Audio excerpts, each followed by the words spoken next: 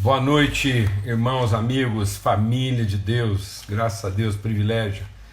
A gente está aqui juntos em comunhão, em torno da palavra de Deus, em nome de Cristo Jesus, graças a Deus. É muito bom, que grande privilégio, né? A gente, tempo bom ontem, né? Muito bom. Eu realmente, assim, agradeci muito a Deus o tempo que a gente teve, né? E tudo aquilo que a gente pôde conversar e compartilhar. Poxa, muito legal mesmo, muito bom. E hoje a gente está aqui para continuar a nossa reflexão aí no Salmo 1. Amém? Então vamos esperando aí que mais pessoas se assentem ao redor da mesa. Essa mesa preparada na viração do dia. Então, nós temos estado aqui juntos de segunda a sexta-feira, às 18 horas, né, na viração do dia, para poder compartilhar, repartir, né, desfrutar dessa mesa preparada em família. Né, a bem-aventurança são os filhos, como rebentos da oliveira, assentados ao redor da mesa. Então, esse é o nosso privilégio aqui, assentar ao redor dessa mesa e compartilharmos, comungarmos, né, daquilo que Deus tem ministrado aos nossos corações, em torno da palavra de Deus, segundo a orientação do Espírito Santo. Muito bom, irmãos, privilégio mesmo, a gente poder estar junto aqui, viu? Eu tenho sido assim, muito abençoado, muito edificado, assim, uma alegria, apesar de toda angústia, apesar de todo desafio, apesar de ser um momento assim singularíssimo, né, dessa pressão e esse desafio espiritual, mas a gente poder enfrentar isso em fé, em comunhão, em amizade, em família, à luz da palavra de Deus, tá bom? Muito legal mesmo, muito bom. Os irmãos estão chegando aí, vamos ter uma palavra de oração, pedir que realmente o Espírito de Deus assim nos oriente, entregar mesmo, né? Entregar o nosso coração na mão do Senhor. Tudo que Deus quer, Ele diz: filho, tudo que eu quero é que você me entrega o seu coração. Então vamos agora colocar o nosso coração mesmo assim, nessa certeza, poder declarar: Senhor, nosso Deus, nosso Pai bendito, maravilhoso, o teu Espírito habita em nós, o teu Espírito testifica com o nosso Espírito que somos os teus filhos, o nosso coração te pertence. E o teu coração, Pai bendito, nos pertence, porque o Senhor nos ama como a filhos, o Senhor entregou o teu coração, a tua vida em favor dos seus filhos, e nós recebemos isso. Muito obrigado. Então nós queremos entregar, assim como nós vimos o Senhor entregando o teu coração, o teu espírito, nós também queremos entregar o nosso coração ao Senhor, ó Pai, no nome de Cristo, e aos irmãos, nos entregarmos uns aos outros, em fé mútua, ó Pai, fortalecendo, edificando uns aos outros, no pleno conhecimento do Senhor, tendo o nosso entendimento transformado pela Tua Palavra, no nome de Cristo Jesus. Amém, amém, graças a Deus, muito bom. Então, a gente vem compartilhando sobre isso, né, sobre plenitude. Então, se a gente pudesse resumir, né, o que é esse tempo mesmo de mesa, de comunhão, nessa viração, né? O que pode nos dar a condição de enfrentar tempos de obscuridade, né? de sombra? É plenitude de convicção, né? É igual o salmista falou, é a convicção do eterno, é você ser totalmente dominado por aquilo que Deus já entregou, né? Aquilo que Ele já disponibilizou na nossa vida, essa fé naquilo que Deus já transmitiu, o nosso legado, e como é que nós vamos traduzindo isso. E aí essa semana agora a gente está tratando também dessa coisa de plenitude, de bem. O que é a bem-aventurança? A bem-aventurança é esse estado pleno, essa condição plena, né? A gente poderia dizer que bem-aventurança então é esse varão perfeito, né? Desenvolvido, perfeitamente desenvolvido, né? Homem e mulher, temos seu entendimento totalmente transformado, sacrificando carências e desejos para que a gente possa experimentar, viver a plenitude de Deus. Bom, E aí a gente foi lá em Mateus, no capítulo 5, viu lá a bem-aventurança naquilo que é o seu caráter e naquilo que são suas evidências, né? Então, como é que a gente trabalhou os aspectos subjetivos e depois a gente também trabalhou as manifestações da bem-aventurança, sempre dentro do mesmo contexto, né, de bem-aventurança. Então nós vimos a bem-aventurança tanto no seu caráter subjetivo quanto nos seus aspectos objetivos, né, a referência e a evidência. E agora a gente quer compartilhar, a partir do Salmo 1, falando de novo sobre a bem-aventurança, falar sobre a condição, né, bem-aventurada. O que implica em termos de condição essa vida bem-aventurada? E o primeiro aspecto que a gente tratou aqui, né, foi a questão do pertencimento. Irmão, guarda isso no teu coração, né? A gente não gosta da verdade, a gente não escolheu a verdade. Então, verdade não é uma escolha, né? Verdade na nossa vida é a forma como nós respondemos. Então, eu não escolhi a verdade. Nós respondemos ao fluxo da verdade. A verdade percorre a nossa vida e nós somos levados pela verdade, nós pertencemos à verdade. Não há outra opção.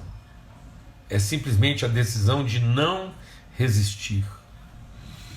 Então a gente não oferece resistência à verdade, ou se oferece, a gente vai diminuindo essa resistência, né? Então o nosso homem exterior, ele tem que ir sendo sacrificado, né?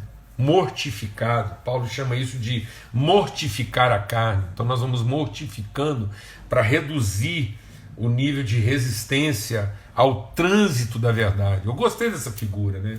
Como é que nós podemos ser cada vez mais responsivos à verdade? Então, na medida que eu sou mais responsivo à verdade, ao amor, eu assumo essa responsabilidade.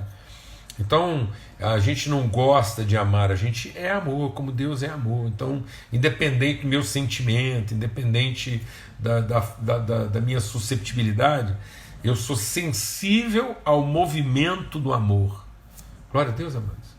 Que coisa boa, tremenda, a gente tem essa sensibilidade. Por isso que está associado ao vento, né? A água. Então é o vento, você pertence porque os ramos estão enfiados, né? Eles são formados a partir de, glória a Deus, que Paulo chama de arraigados. Então é um quem sendo formado a partir desse onde relacional com Deus. Então o amor, a verdade, a bondade de Deus é essa condição em que nós somos formados. Glória a Deus. E aí a gente continua lendo o texto, né? Então vamos ler o texto aqui agora, que diz assim: bem-aventurado o homem que não segue o conselho dos ímpios, não trilha o caminho dos pecadores e nem participa da reunião dos insolentes. Então bem-aventurado é o homem que não tem a vida nesse endereço, tempo e espaço.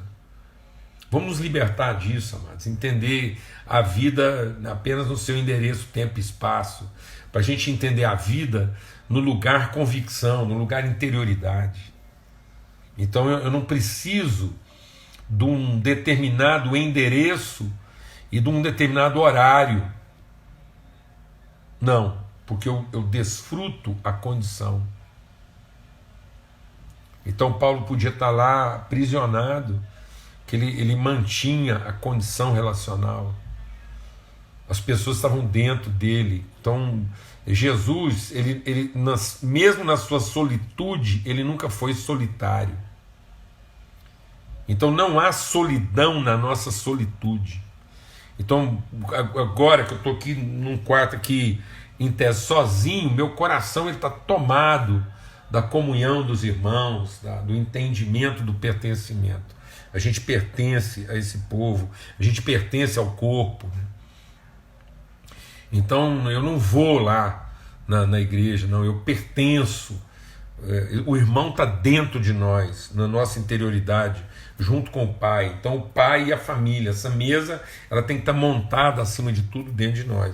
Então ele diz, ele é como árvore plantada lá, ele é plantada no ribeiro, ele é plantada ali na água, a raiz dele vai lá na água. E aí ele produz o seu fruto. Então a gente falou de pertencimento, não há isolamento, não há individualidade.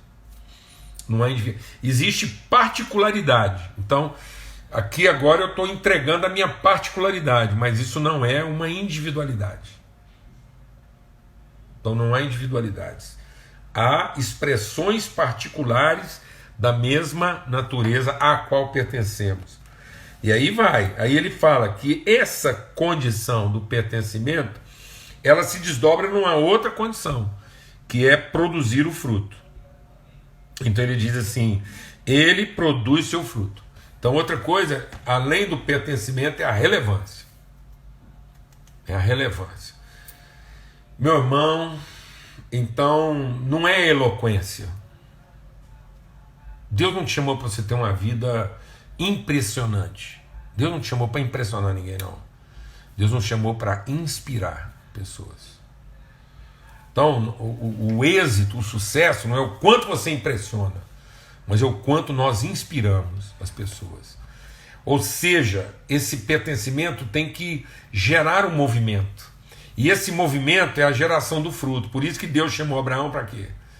Deus não chamou Abraão para fazer um culto. Falou, Abraão, você está aí, já que você está à toa mesmo, só está você e sua mulher, vocês dois sozinhos, por que vocês não montam um culto aí? Não. Deus chamou Abraão para formar uma família. Glória a Deus. Deus não chamou Abraão para fazer um culto. Deus chamou Abraão para formar uma família. Glória a Deus. Gerar. Mover-se. É nisso que Deus é glorificado. Então Jesus diz assim, a gente falando sobre isso, foi lá em João 15, né? Aquele que está, tempo e espaço, no mesmo lugar, tempo e espaço que eu estou, mas não é comigo, não pertence à mesma natureza que eu, ele vai ser cortado e lançado fora. Ele vai ser tirado, inclusive, do tempo e espaço. Então não adianta eu ter acertado na liturgia, não adianta eu ter achado o culto abençoado que acontece na rua tal, número tal, na hora tal. Não, às vezes eu achei um lugar fantástico que Deus está fazendo acontecer lá. Aí eu vou lá e começo a frequentar aquele espaço-tempo. Mas se aquilo não traduz uma relação de integridade, de essa coisa íntegra, inteira, né? Que um pertence ao outro, se isso não tem, então isso não vai gerar. Então o que está em mim não gera. Então o que prova? Deus ministra no nosso coração. O que prova nossa relação com Deus? Não é a eloquência do nosso culto, é a frequência da nossa concepção. Bom, sabe o que prova que a gente anda harmonizado com Deus, de fato, assim, no sentido de pertencimento? É a frequência com que a gente gera e não a eloquência com que a gente cultua. Então Deus não é glorificado na eloquência do culto. Deus é glorificado na frequência do fruto. Vou repetir. Deus não é glorificado na eloquência do culto, mas na frequência do fruto. Glória a Deus, irmão. Então, se eu não estou frutificando, Deus não está sendo glorificado. Ele pode estar sendo louvado, mas aí eu vou te falar, talvez um bando de canarim belga estava fazendo melhor do que a gente. Amém? E aí vamos seguir. Aí qual é a outra condição? A outra condição é, ele produz o seu fruto na estação apropriada. Então a outra condição que eu quero trabalhar com a gente aqui hoje, entender isso, é que pertencimento, relevância e essa propriedade. A pessoa ela além dela ser relevante, ela é pertinente. É a pertinência. E aí pertinência no sentido de propriedade, não propriedade no sentido de posse, mas propriedade no sentido de adequação. Ou seja, ela... Amado, eu vou te falar uma coisa. Eu quero abrir meu coração com vocês aqui essa noite. Eu vou te falar que tem hora que os crentes estão se tornando mais impertinentes do que pertinente. Porque parece que a gente está fora do tempo e da hora. Então isso é uma coisa tão grave, né? Gente que às vezes está tão gente que ou está ligado no passado, ou está funcionando mal no presente, ou está ansioso com o futuro. Aí ele não, ele tá fora de sincronia. Ele não está harmonizado com o plano, com o ritmo de Deus. Então o que ele está dizendo aqui? Deus está dizendo, então primeiro a gente se pertence, primeiro nós comungamos a mesma natureza, amém? Glória a Deus. Depois essa ligação de pertencimento, de comungar a mesma natureza, vai fazer com que a gente seja o quê? Relevante, produzindo fruto. E esse fruto ele não é de qualquer jeito, ele não é bagunçado não. Ele é pertinente. Alguém já escreveu aí, a Michele, troca aí propriedade por pertinência, já fica melhor. É propriedade também, mas assim, a pertinência é mais. Então, pertencimento, relevância, pertinência. Eu sou relevante porque eu produzo fruto. E eu sou pertinente por quê? Porque isso é produzido na hora certa. E às vezes eu vejo pessoas assim que ou estão adiantadas ou estão atrasadas. Parece que uma das maiores dificuldades do ser humano hoje é ele entender a hora. A hora no sentido kairos. Discernir as estações. Porque quando você não discerne as estações, você pode ficar meio fora da coisa. Aí você vive a coisa, mas fora de hora. E ela não faz sentido. E não faz sentido nem pra gente. Por isso que Eclesiastes diz o quê? Há tempo de. Essa é a pertinência. Tempo de chorar, tempo de sorrir. Tempo de abraçar, deixar de abraçar. Tempo de juntar e de se espalhar. Então, amado, tem gente que quando é hora de chorar, ele está achando ruim. Aí, em vez dele chorar, não, ele está magoado. Ele está ressentido. Ou seja, ele não sabe viver aquela estação. Ele não sabe produzir o testemunho próprio daquele momento. Alguém já lembrou que ele sabe o que eu vou falar. Alguém já lembrou uma ilustração aí que sabe que eu vou falar desse negócio. Porque eu sou filho de joalheiro. Meu pai, eu via meu pai lá consertando relógio todo dia, né? E o marcador do tempo para nós é o relógio. Meu pai ensinava isso para mim. Ele falava assim, meu filho, é preferível um relógio quebrado do que um relógio que atrasa ou que adianta. Porque um relógio que atrasa ou adianta não marca a hora certa nunca. E o quebrado, pelo menos marca a hora certa 2 vezes por dia. Então, assim, às vezes a gente está tão desassossegado que a gente quer viver as coisas antes do tempo. E às vezes a gente é tão acomodado que a gente acaba chegando atrasado para tudo. Então vamos deixar o Espírito de Deus ministrar o nosso coração. Eu aprendi uma lição muito forte na nossa vida quando eu fui morar lá no Reino Unido. Eu já tinha morado lá 2 anos, mas nunca assim prestei muita atenção nisso não. Mas aí, quando a gente foi morar lá em 2010, com a família toda, os filhos já estavam assim, tudo adulto já. E aí tinha uma árvore bem na porta da nossa casa. Então, tinha uma árvore bem na porta da nossa casa. E a gente chegou lá e era o final do inverno, o início da primavera.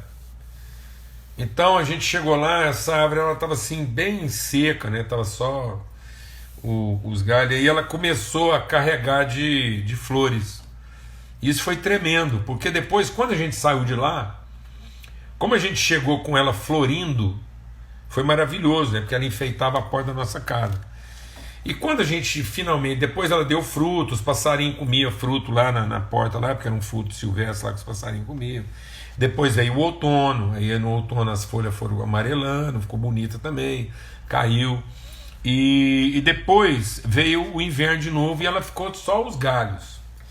Então foi muito legal para mim, porque como eu vi aquela árvore carregando de flores, porque estava terminando o inverno, eu vi nela uma beleza no inverno que eu não costumava ver, que eu achava, ainda mais aqui às vezes no Brasil, faz árvore seca, feia, caiu as folhas.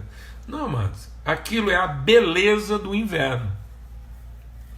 Uma vez eu estava conversando com uma amiga arquiteta, né? E a gente estava falando sobre isso, e aí ela me ensinou outra lição. Porque ela falou assim, eu estava conversando, eu falei assim, mas eu não gosto muito, né, assim, daquelas, a folhagem, aquela época do ano que as folhas ficam tudo seca, né, e fica tudo assim, basé, né, e perde aquele verde, parece que secou. Então aí você olha assim, tá tudo assim na terra, né. Aquilo, amados, não é uma morte, né, aquilo é uma latência. Você sabia que a árvore, para produzir o fruto, toda árvore frutífera, ela tem que entrar num estresse de agonia?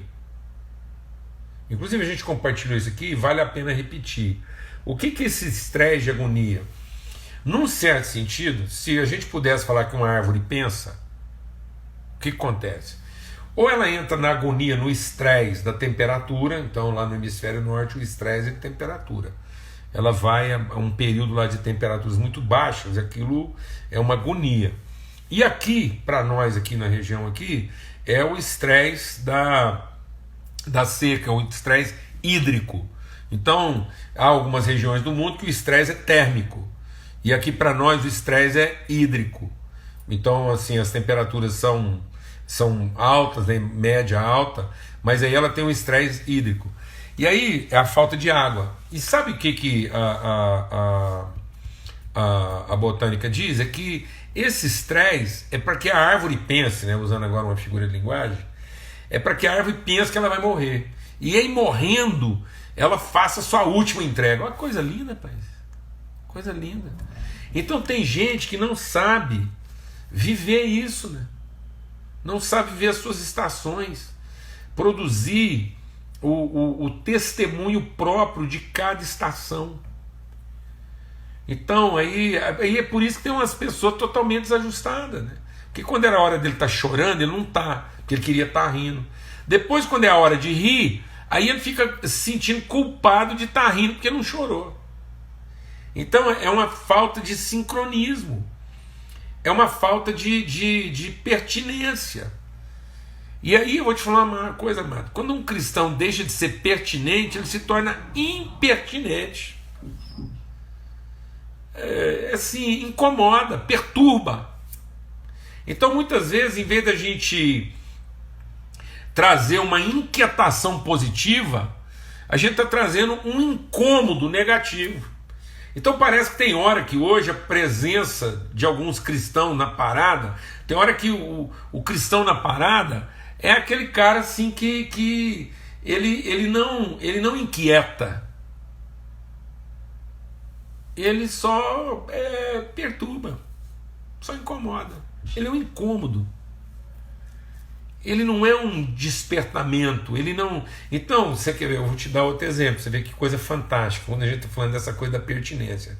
Jesus era um menino não, quando Jesus deixou de ser menino e se tornou um jovem adulto com 12 anos, ele foi lá e fez aquilo que seria próprio, veja a gravidade do que eu vou falar aqui agora. Ele foi lá e fez o que era próprio de um jovem de 12 anos fazer. Aquilo não é anomalia, não, mas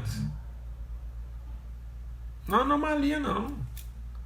Ou seja, o que Jesus está revelando lá é que todo jovem cristão de 12 anos podia estar lá nessa condição, produzindo. Aí está vendo como aquilo era como o povo já era um povo impertinente. um povo fora do sincronismo de Deus, ficou parecendo que Jesus era uma anomalia. Não, ele aqui não é uma anomalia. Era só alguém produzindo o fruto próprio daquela estação. Glória a Deus, amados. Em nome de Cristo Jesus, o Senhor. Em nome de Cristo Jesus, o Senhor. E agora não. A gente fica tratando homens de 12 anos, que deveriam ser homens, e que deveriam produzir um fruto próprio daquela estação. Fica tratando ele como se fosse criança. Então aí ele passa a ser uma coisa impertinente. Então boa parte dos nossos homens hoje de 12 anos, que deveriam ser adultos jovens, são impertinentes. Impertinente, porque ele não está sabendo conhecer a sua estação e viver a plenitude da sua estação. Então a palavra de Deus diz que essa árvore plantada no tempo próprio, ela produz o seu fruto. E agora eu queria, se Deus quiser, estar aqui junto com a gente aqui na live, e eu queria aproveitar esse momento e fazer um convite aqui da maior pertinência, que é um amigo que eu tenho, e tem que estar aqui. Ô Gabriel, você está por aí? Manda aí uma solicitação aí para você entrar, para mim poder te convidar para que você faça o seu convite pessoalmente, né? Então, se o Marlos estiver aí, os irmãos estiverem aí, alguém que pode ligar, porque eu estou usando o celular aí, aciona lá o Marlos, o Gabriel, para que eles possam entrar nessa live. O Gabriel é esse adulto jovem, né? Aqui, somos todos gigantes. Pronto, entrou. E é isso mesmo, só tem que apertar aqui. Isso. Eu já apertei aqui, agora o que eu faço? Somos todos gigantes? Pronto. Adiciona. É isso mesmo? Aí, meu amigo. Estamos aqui Oi, falando de homens pertinentes. Você está com quantos anos, Gabriel? eu tô com 13. 13 anos. Aí, ó. É um adulto jovem.